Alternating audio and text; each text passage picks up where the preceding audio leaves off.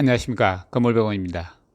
이 시간에는 누수 탐지하는 분들에 대한 어떤 영상을 제공해 보겠습니다. 누수 탐지할 때에 누수 탐지 요청이 왔을 때 현장 도착하면 일단은 현장 상황을 먼저 파악해야 되겠죠. 그 중에 아주 중요한 것이 고객과의 대화입니다.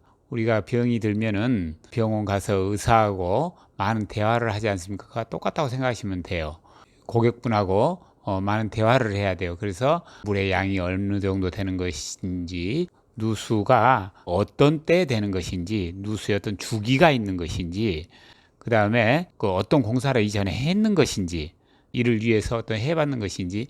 보통 가면은 뭐 두세 업체 이상이 왔다 가는 경우가 꽤 있거든요. 그거 자기가 스스로 하기도 하고, 그런 것들을 다 일단 파악을 해야 돼요.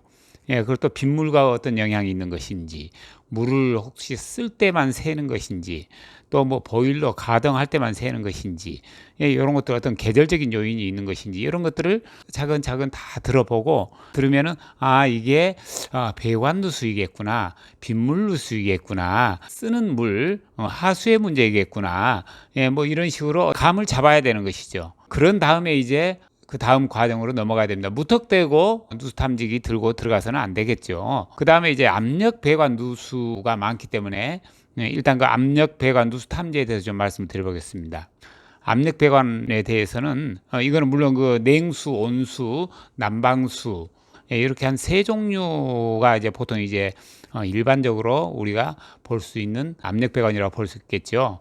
뭐 소방 배관이랄지 뭐 이런 것들도 물론 있긴 합니다만은, 일단은 압력이 빠지는지 안 빠지는지 일단 봐야 됩니다. 어느 관이 압력이 주는지 그걸 먼저 검사하고, 그 다음에 배관에다가 가스를 주입해서 대충의 어떤 위치를 잡아서, 그 다음에 이제 그 청음 탐지기로 그 위치를 더 확정할 수가 있겠죠. 이때 이제 중요한 것이 배관의 위치를 파악하는 것이 중요합니다. 대부분 보면은요, 배관의 위치를 파악하지 않고 하면은 꼭 후회하는 경우가 너무 많아요.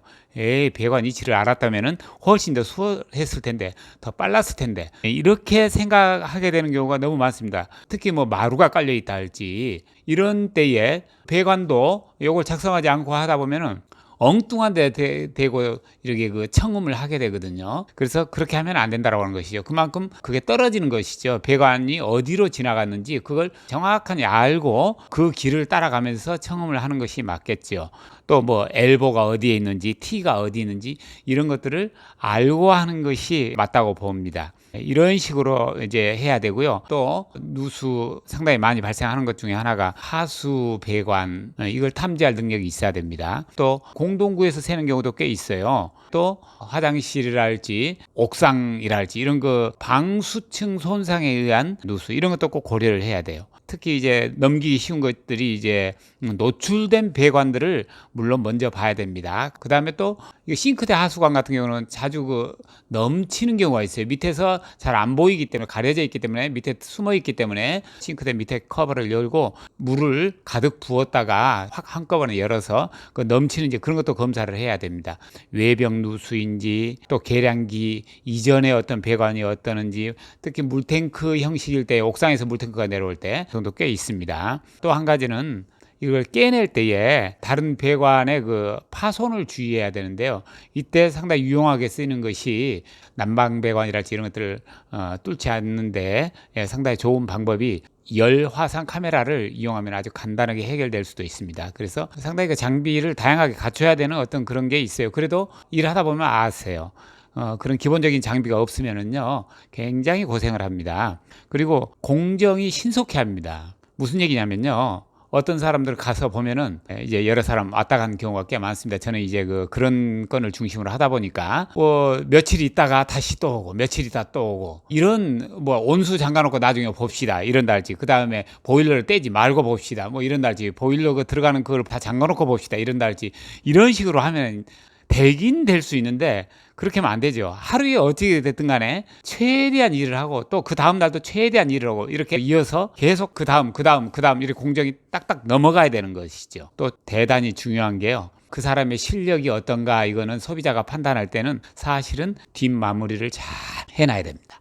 깨끗이 청소해 놓고요. 나가는 흔적이 없을 수 있도록 모든 걸 다 다시 내온수도 열어보고 난방도 되는지 확인하고 이렇게 하고 빠져나와야 돼요. 그런 거 한 가지만 잘못해 놓으면은 소비자분의 요청에서 밤에 늦게 다시 전화가 와가지고 다시 가서 또 열어주고 그런 것들 꼼꼼하게 다 살펴서 다 온상복구를 해놓고 와야 됩니다. 제가 이제 그 현장을 가다 보면은 보통 2~3명 왔다 간 현장들이 이제 많습니다. 그분들은 앞에 왔다 간 분들은 아주 쉬운 것만 하는 거예요. 물론 저라고 해서 무슨 뭐 쉽게 해결하진 않아요. 그리고 처음부터 어떤 그 기술을 갖춘 게 아닙니다. 그리고 누가 또 그렇게 가르쳐 주는 업체도 없어요, 사실. 뭐 가르쳐 준다고 하는 데도 있는데 스스로 터득해야 되는 기술들이 꽤 많습니다. 그래서 한번 그 현장에 가면은 손해를 볼 각오를 하고 이번에 내가 기술 하나 배워야 되겠다 이런 각오로 들어가서 기어이 그 해결을 해야 됩니다. 자기가 잘못하면은 잘 아는 분들을 불러서라도 꼭 해결을 하고 그렇게 하면 또 기술 하나 또 배우지 않습니까?